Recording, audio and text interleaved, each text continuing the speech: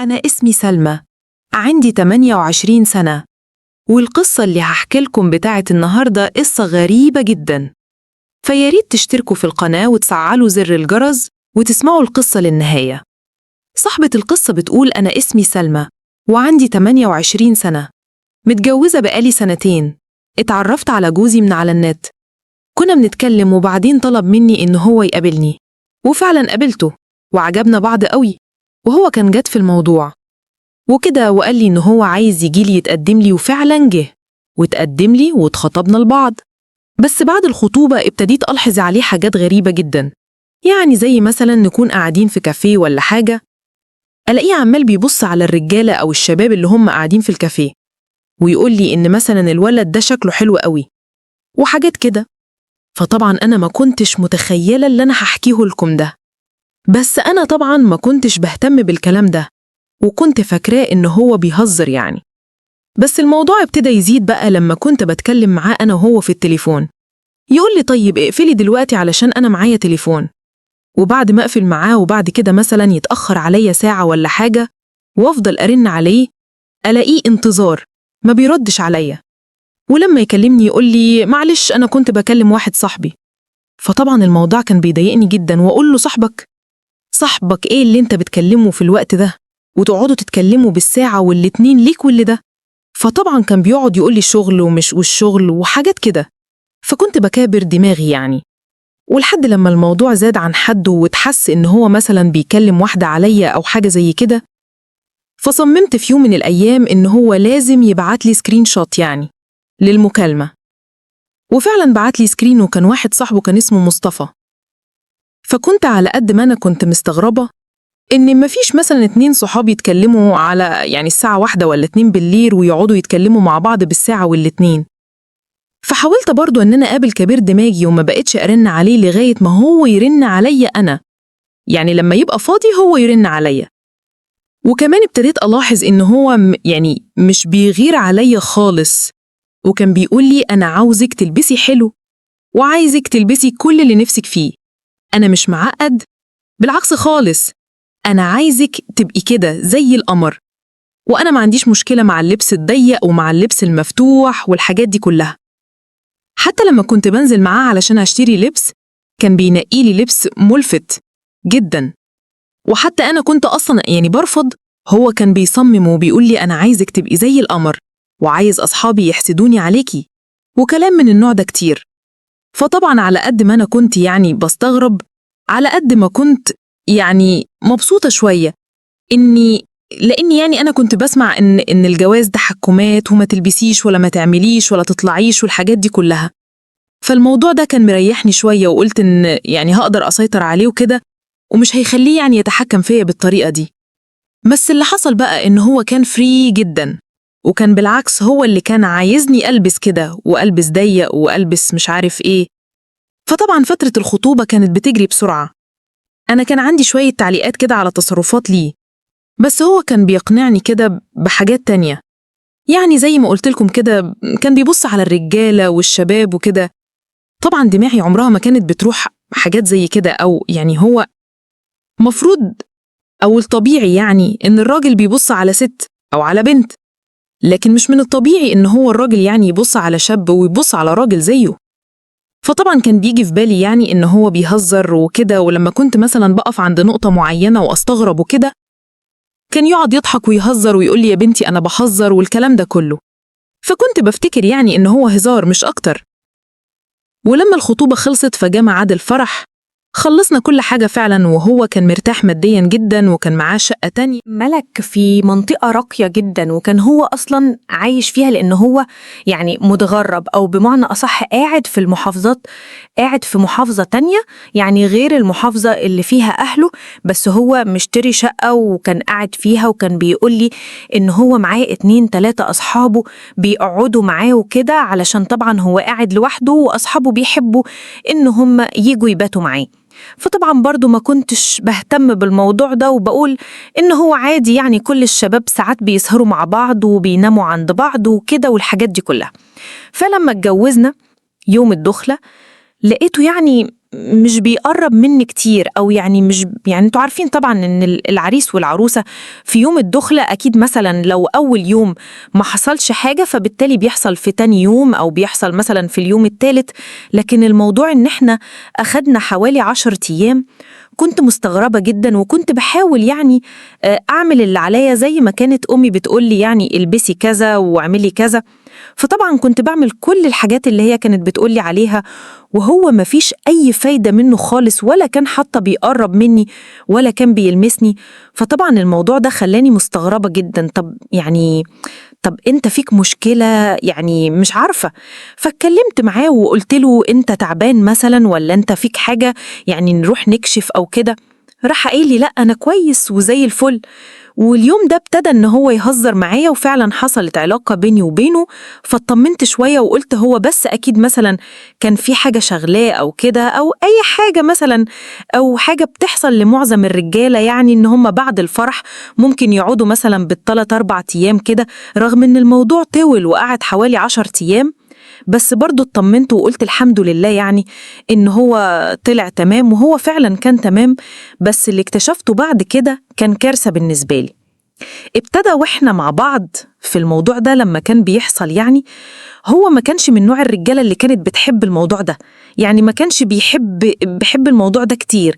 رغم إني كنت بسمع يعني من صحباتي اللي هم متجوزين إن هم أول مثلا كام شهر كده في الجواز الموضوع ده بيبقى كل يوم، أو تقريبا يعني في اليوم بيوصل لمرتين ولا 3. لكن جوزي كان يعني المرة حتى وإحنا من أول يوم لما عمل يعني حصل الموضوع ده بيني وبينه بعد 10 أيام، الموضوع ده بيبقى كل أسبوع، وأنا اللي كنت بطلب منه كده. فالموضوع كان مضايقني، وابتديك إن أنا أشتكي لماما. راحت قايلة لي برضو اعملي اللي عليكي، هو محدش يعني عارف الظروف ظروف إيه، ممكن يكون في حاجة مثلا مضايقاه منك، أو يعني في حاجة في جسمك كده أو كده. لكن الحقيقة يعني أنا كنت نظيفة جدا وكنت بهتم بنفسي وبنظافتي وكده، فمش لاقية أي سبب واضح من اللي هو بيعمله ده. ففي مرة وإحنا مع بعض كده في الأوضة يعني في الموضوع ده، لقيته بيقول لي يعني بيجيب سيرة أصحابه كتير، بس بقى مش العادي أو يعني المعروف إن هو مثلا راجل يتخيل إن مراته مع حد تاني أو حد تاني بيعمل مع مراته والكلام من ده. لأ، ما كانش كده خالص. هو كان بيتخيل أصحابه معاه هو. كان بيقول لي يعني كان بيطلب مني طلبات غريبة جدا، ويقول لي اعملي مثلا ان انتي مصطفى صاحبي، وكان بيخليني يعني ايدي تروح على حتت كده، يعني حتت كده في جسمه غريبة. مش من الطبيعي ان الراجل يحب الحاجات دي. وكنت بفتكر كلام ماما وهي بتقول لي يعني ريحيه واعملي اللي هو عايزه وابسطيه علشان يعني ما يبعدش عنك وايه الحاجات دي كلها. فكنت بتجاوب معاه، وانا كنت عارفين يا جماعة اللي هو يعني حاسة باشمئزاز كده، او حاسة ان انا بعمل حاجة شاذة او حاجة غريبة جدا. بس كنت باجي على نفسي وبعمل كده. هو كان بيبقى مبسوط جدا لما بعمل له الحاجات دي اللي هو يعني بيطلبها مني. وابتدى يقول لي مثلا حاجة زي ايه، زي يعني كان يقول لي تخيلي مثلا لو مصطفى صاحبي معانا وهو مكانك، أو أنا مكانك أنتي وأنا الست وهو اللي معايا الجو ده. طبعا الكلام كله ما كانش مفهوم بالنسبة لي، بس كنت برضو بكبر دماغي وبقول يوم وهيعدي. لدرجة إن هو من كتر الحاجات ديت أو يعني الكلام ده خلاني إن أنا اللي ببقى مش عايزاه ومش ببقى عايزه يقرب مني، لأني حاسة إن ده مش طبيعي. فقعدنا حوالي مثلا أسبوع كده مش بطلب منه الحاجة دي، ولا هو أصلا طول ما أنا ما بطلبش الحاجة دي ولا ما جبتش سيرتها هو طبعا ما بيجيبليش سيرة الحاجات دي. ده غير طبعا إن أنا كل ما بكلمه مثلا ويكون انتظار أنت بتكلم مين، يقولي بكلم صاحبي أو بكلم أصحابي. ففي مرة جيت كده وقلت له هو إيه سر التعلق الغريب اللي بينك وبين أصحابك ده؟ يعني أنا عارفة إن أي أصحاب بيتكلموا، لكن أنتوا بتتكلموا كتير جدا وبتتكلموا في أوقات غريبة جدا. وساعات كمان كان بيقوم من جنبي وإحنا نايمين ويخش الأوضة التانية ويقول لي هتكلم في التليفون مع مصطفى صاحبي أو مع عصام صاحبي. الموضوع بقى يعني بقيت مستغربة جدا. فقررت إن أنا أواجهه وأقول له على كل الحاجات اللي مضايقاني دي، علشان إحنا لسه عرسان جداد، فمش من الطبيعي يعني إن إحنا نبتدي نبعد عن بعض. فقلت له هو إيه بالظبط وإيه اللي بيحصل؟ أنا حاسة إن أنت غامض كده وفيه غموض غريب ومش مرتاحة لعلاقتك مع أصحابك دي. راح قايل لي هبقى أقولك بعدين، وكنت لما بواجهه بالموضوع ده كان يعني يتلهتف في الكلام كده وما يعرفش يرد عليا. وفي يوم قررت بقى فعلا إن أنا أواجهه، واتكلمت معاه وقلت له أنا عايزة أعرف إيه العلاقة اللي بينك وبين أصحابك دي وليه متعلقين ببعض قوي كده. فلقيته بيقول لي أنا عايزك تقفي جنبي وتساعديني، لأني أنا يعني مريض وعندي مشكلة نفسية بتخليني يعني عاوز أعمل كده مع الرجالة. فقلت له ازاي يعني وانت ما قلتليش حاجة زي كده ليه واحنا مخطوبين؟ انت جاي تقولي دلوقتي؟ قال لي علشان خاطري انا بحبك، وقعد يبوس في ايدي ويقول لي علشان خاطري ما تسيبنيش، انا عايزة اتعالج والكلام ده كله. فبصراحة صعي عليا جدا وحسيت ان هو يعني اللي بيعمله ده مش بايديه ومرض زي اي مرض وكده. وفي يوم وانا قاعده في البيت وكنت خلاص داخله علشان انام وهو في الشغل، قلت هو اتاخر كده، رنيت عليه قال لي ان هو مع اصحابه. فقلت له مش احنا اتفقنا ان احنا هنتعالج والكلام ده؟ قال لي لما اجي هقولك. وفعلا خلاص كنت دخلت يعني في الاوضه وكنت مستنياه، بس اتفاجئت وهو داخل لي، يعني انا سمعت صوت باب الشقه وهو بيتفتح، بس كنت سامعة صوت تاني معاه، فاستغربت وقلت هو جايب مين معاه في الوقت ده؟ فقلت يمكن صاحبه ولا حاجة هيقعدوا مع بعض شوية وهيمشي. بس اتفاجئت ان هما الاتنين فتحوا عليا باب الأوضة، وأنا طبعا كنت براحتي وكده. فقلت له انتوا ايه اللي بتعملوه ده؟ وانت مدخل صاحبك أوضة النوم ليه؟ راح قايل لي بصي احنا عايزين نعمل حاجة، بس انا مش عايزك تزعلي، والموضوع ده هيساعدني ان انا هبطل الحاجات دي. فقلت له يعني ايه؟ انا مش فاهمة حاجة، يعني عايز ايه؟ وانا طبعا كنت لابسه لبس مكشوف وصاحبه عمال بيبرق وعمال بيبصلي، ولكن صاحبه ده كان عارفين يا جماعه، يعني تحسوا ان هو اجنبي، شعره اصفر وعيونه خضرة، شكله زي القمر. فقال لي ده مصطفى صاحبي، هو ممكن بس ينام معانا النهارده وكده. فقلت له ازاي يعني ينام فين؟ ينام فين بالظبط؟ راح قايل لي ينام معانا هنا. فقلت له لا طبعا انا مش هقبل بحاجه زي كده، ورحت سايباهم وداخله على الاوضه التانية. فلقيت المره دي بقى صاحبه هو اللي جاي لي وبيقول لي انت مالك قافشه كده ليه؟ فقلت له لو سمحت اطلع بره. قال لي مش هطلع. وبصراحة من يوم ما اتجوزتيها وأنا طبعا بتفرج على صورك، وجوزك كمان بيوريني صورك، واتفقنا أنا وهو على الحاجات دي. وابتدى بقى يقرب مني. أنا طبعا كنت يعني علشان مش بعمل الحاجات دي كتير كان نفسي فيها قوي، فضعفت بين إيديه خالص، وجوزي كان واقف وكان الموضوع عادي جدا، وسبته يعمل اللي هو عاوزه. وفعلا اتعامل معايا. كنت أول مرة أحس في حياتي إني أنا ست، وإني أنا متجوزة، أو إني أنا يعني معايا راجل. بس الغريب بقى في الموضوع ده إن أنا يعني إني لقيت جوزي، واحنا انا وصاحبه في الموضوع ده، لقيت جوزي راح دري خالع هدومه كلها وجنبنا، وابتدى يبقى هو اللي عايز صاحبه. وفعلا صاحبه ده بعد ما خلص وارتحنا شوية راح يتعامل مع جوزي، وجوزي كان في قمة السعادة وحاسس ان هو واحدة ست.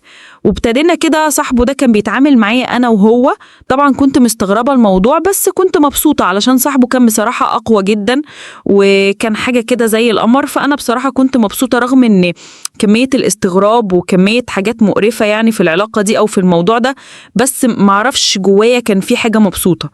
واتعودت على الحاجات دي بقى، وبقيت كل يوم نجيب واحد شكل ونعمل كده مع بعض.